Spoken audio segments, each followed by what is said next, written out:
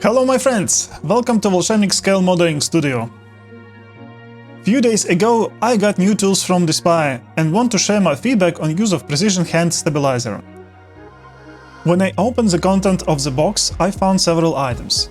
There is no assembly manual, perhaps because it seems obvious, but I had to get to some of the ideas myself.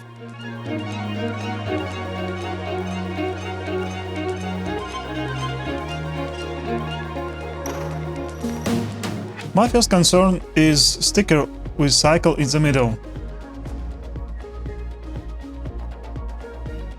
My first idea was to use cycle on the metal ball, but it makes no sense.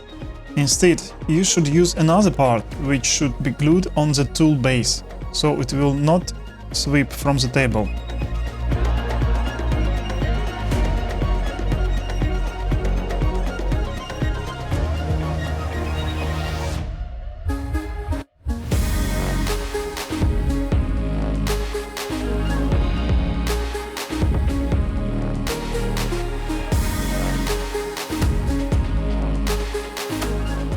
Second concern was on how to make the ball sitting on the base tighter.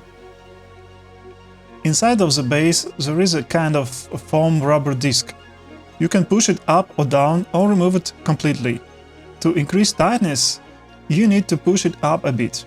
This will make metal ball to rub on foam disc and therefore will increase force you need to rotate the ball. Also, you can use that cycle or something else to put under the metal ball, so it will increase tightness.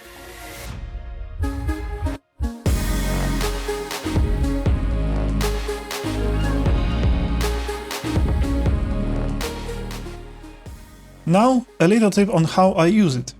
I'm over 40 years old and my hands shake, so I need to lean my hand on something to get it stable. It could be table or another massive object.